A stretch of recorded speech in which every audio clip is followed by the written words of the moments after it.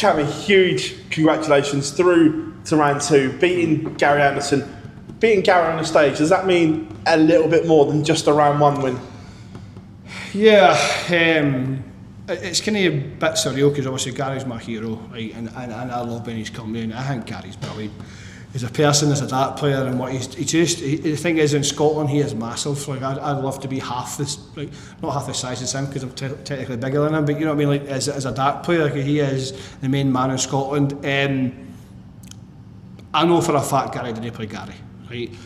Like I've said every time I've been here, I feel like guys have not played well against me, and I'll take the luck because sometimes in your dart career or any career in life you need a bit of luck to get forward. But Gary was up and down. I'll be honest, that wasn't Gary. If Gary plays the way he can, Gary's a 100 average player. Gary's one of the best scorers I've ever seen in my life.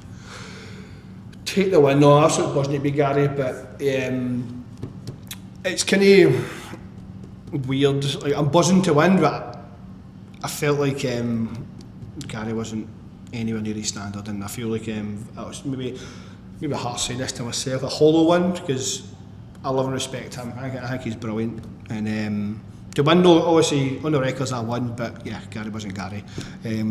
But I'll take the win. It makes this travel worthwhile because I've been home hardly recently because of all these tournaments, but this is where we do it for those wee moments, and yeah, I can say on my gravestone that I've beat the Scottish legend Gary once in a TV tournament. You were talking obviously before becoming about this being a great year for you. Obviously looking at all the numbers, it's the best year of your career and it's just getting better and better. This weekend you are now officially the 2nd highest ranked Scottish player within the PDC. I know it's something that you were chasing. How proud of you of that moment now? I was actually I was hoping to be in this point to give my opinion on it. I'm absolutely buzzing to be in that situation, but I don't get me wrong, Peter will not. We have 6 months now to the World Cup, so this is nothing. Peter will not. I will not get this given to me. Peter will fight. Peter will fight, and I think Peter's brilliant. I think Peter's got a lot of fight left in him, and Scottish darts need Peter. The darts need Peter. I'm obviously at this moment in time, how many guys would say to split Peter Wright and Gary Anderson? I feel like Hearts right now. Might split the big teams, but it's great to see at one point I was the 2nd best dart player in Scotland. Might not last long, but I can say it for a couple of weeks. But yeah, Peter will not go down fighting, and I love and respect the big guy because he's helped me massively, and he'll not give it to me. I have to earn it. But seems like I'm buzzing for it. This seems like a new you. There's a smile across your face when you're sat here, and on the stage, I noticed at the Euro Tour and here, it's the most composed and calm I've seen you on a stage environment. Does this feel like a new chapter for the Cameron Menzies career? To be honest, I absolutely hate it. Inside, my face might say I'm okay, but I'm honestly so nervous. Like I'm shaking. That game against Gary, when I was up 3-1, I started thinking like I could actually win this, and then I'm shaking, but I'm trying to sort myself out mentally and physically, trying to look after myself a wee bit because obviously doctor's orders, I've got to lose a bit of weight and stuff, so I've tried to be better because when you stay in hotels and stuff, it's easy to get Deliveroo's or Uber Eats and whatever. I'm trying to look after myself. I'm 36 now. I'm not a young pup anymore. If I want to do this for a living, I have to look after myself, and I'm trying my best to mentally and physically look after myself. But I've got people behind me that's helping me in the physical side. The mental side, and that's usually one thing I struggle with. I've got a mental coach who texts me all the time, and biggest thing he says is deep breaths. Get the heart rate down, because it's scary. Because when I can't explain it, because I don't get nervous before games till I walk on that stage, and then it hits me, and then it's a different story. But you're sitting in the players' lounge and it's quiet, chilled, good dart players just relaxing. You walk in there, there's like, I don't know how many guys in the night, well, guys and girls, sorry, tonight, it's maybe thousands. That's 5,000 people tonight. Who would have think a guy from my little village? That's more than my village. You know what I mean? Like, I'm trying my best to be the best I am, and I'm a nervous wreck, but I'd rather be nervous knowing I've made mistakes here and there than made mistakes otherwise, kind of thing. But it's amazing to be in, honestly, what a venue is. Like, I love a Euro Tours. I generally love Euro Tours. The only issue I've got is the travel, but it is what it is. The Dutch and the Germans come to Britain. You've got to swap sides. The travel's a bugger, but it's to experience those stadiums is my best experience has been in a Euro Tour. Best crowd I've been in a Euro Tour because they know how to party. Cheers, Cammy. Congratulations. Cheers, Phil. Cammy, well done. Does this almost feel like a pass off year, 2 years of breakout moment? Because you made a quarter final of a major last year, you've done that this year. I think you've made 3 Pro Tour quarter finals, you won a title, 2 quarterfinals in the Euro Tour. These big performances, they're starting to come more and more frequently now, aren't they? I would maybe disagree a little bit there with you with performances. Maybe results, yes. I still don't think I've played as good as what I can on the big stage yet. I feel like I'm playing better. What I mean is, like, there was a wee spell maybe 2 years ago, I was hitting 100 average, 105, 112.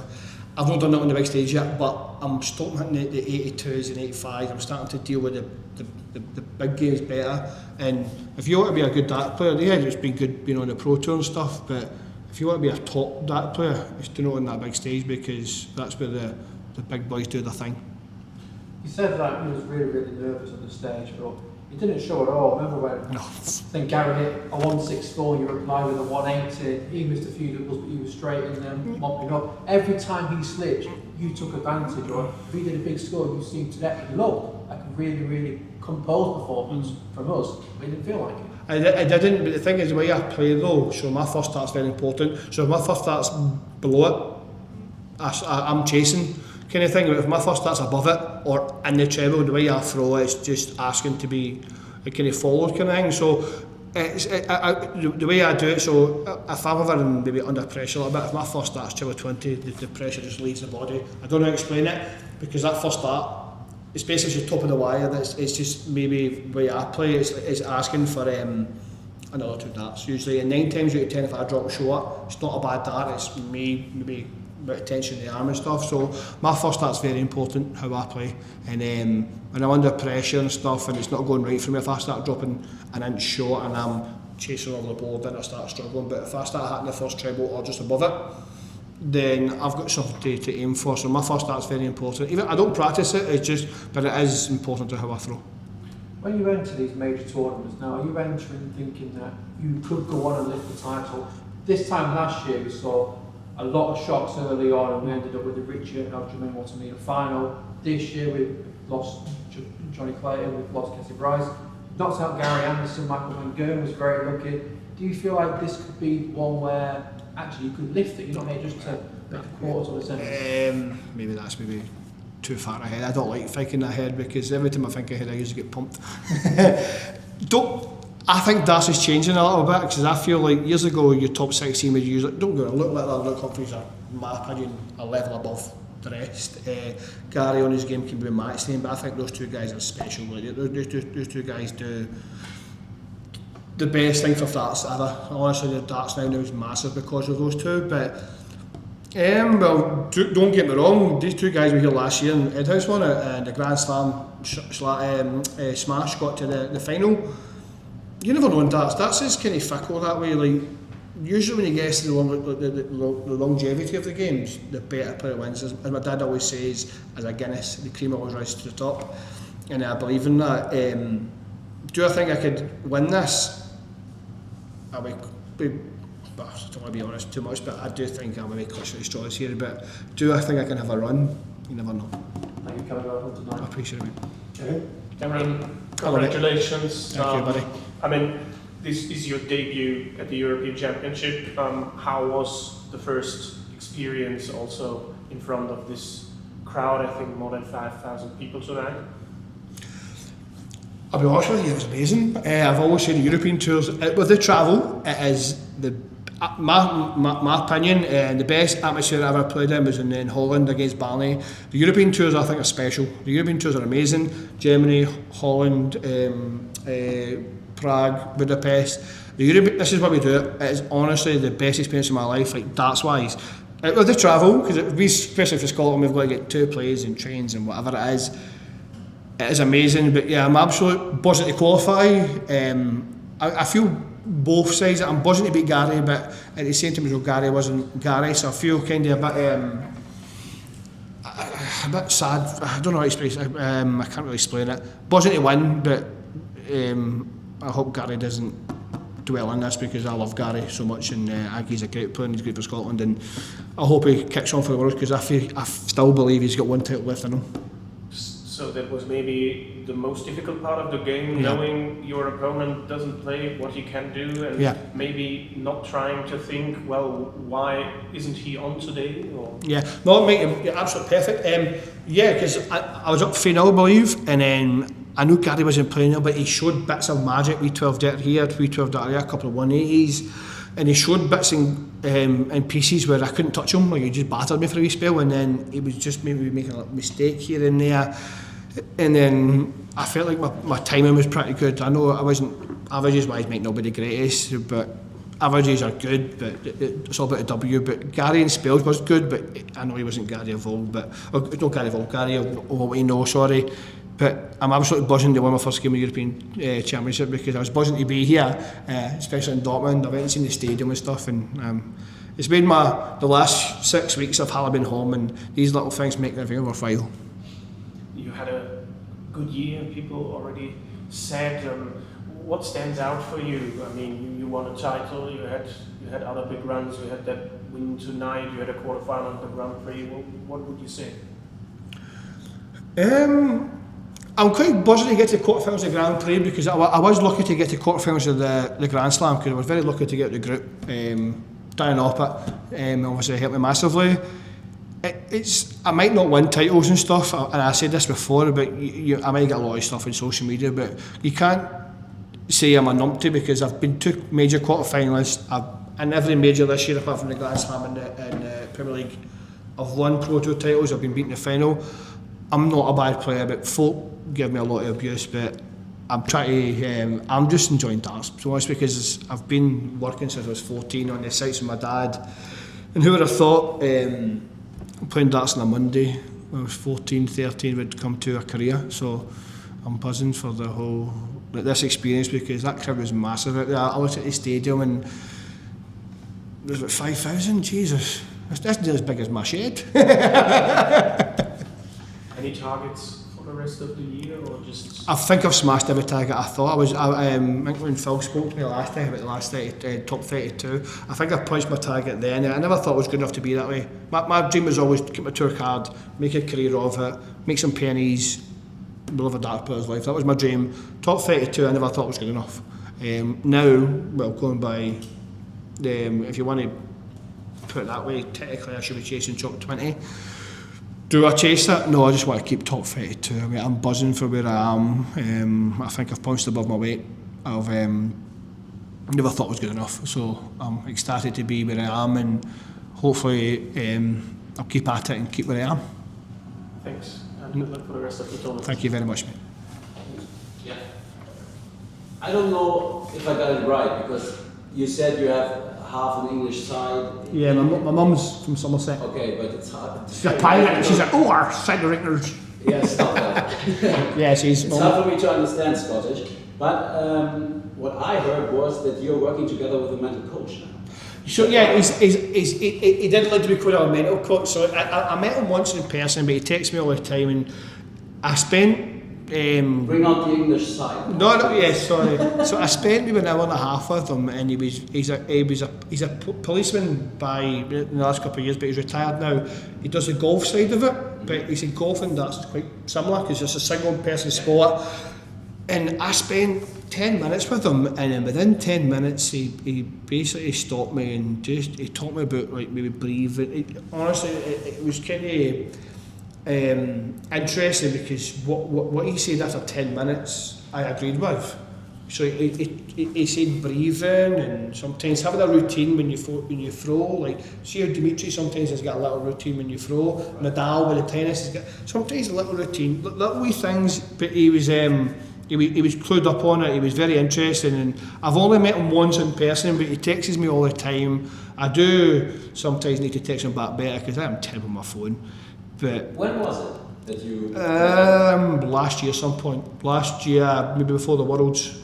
Do you think it pays off now? Well, the Worlds was different, but I don't issues in. But I would say now, yes, because he always told me deep breaths. Slow your heart rate down, like because you a lot of times when you're nervous, is your heart rate bounces, and right. Sometimes take a step back and breathe. I'm sure if you watch it, I don't do it all the time, but there's sometimes I'm just trying to, so because when you're nervous, you're doing this, your heart rate is pounding. Sometimes he's taking deep breaths. It might only slow it down 5 beats per minute, but that 5 beats per minute, I'll give him his dues.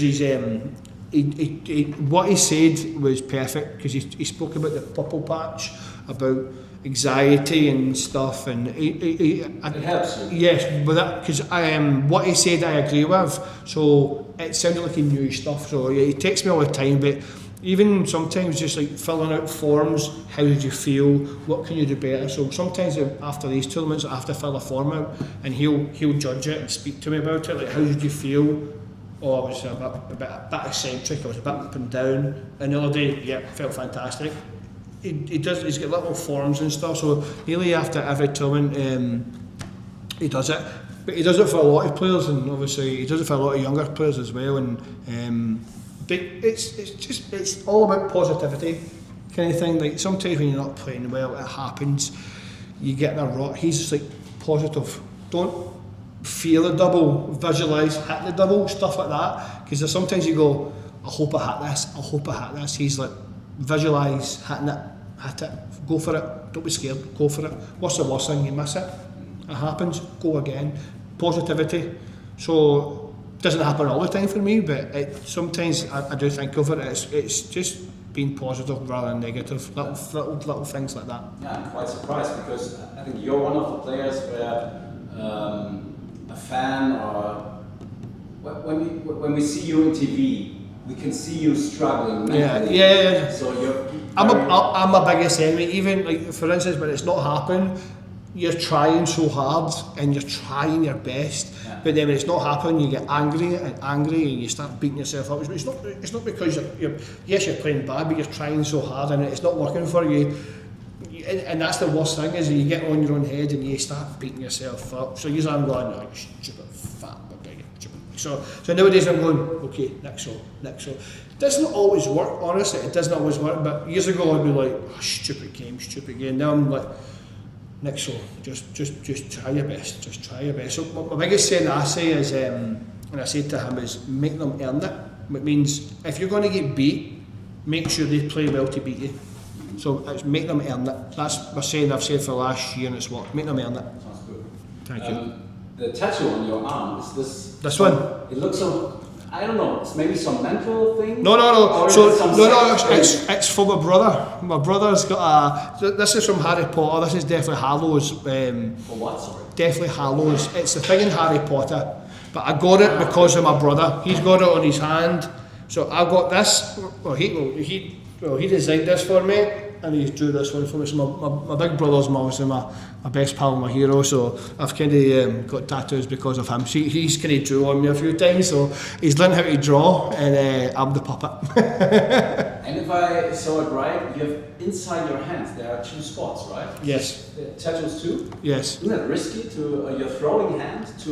No, I got these from my daughters. I've got 2 daughters, so I got these from my daughters. But don't get me wrong, I got it at Blackpool next to Wigan, and this one became infected, and I played in Wigan in a Pro Tour. I was a chance to play at the time, and it swelled up. That's why the colours kind of not really settled right, but I got it in Blackpool. So my pal came from Scotland to Wigan, and I lost first round, so I was upset. So we went to Blackpool and won the Tittle to cheer me up, as you do, and I got a tattoo.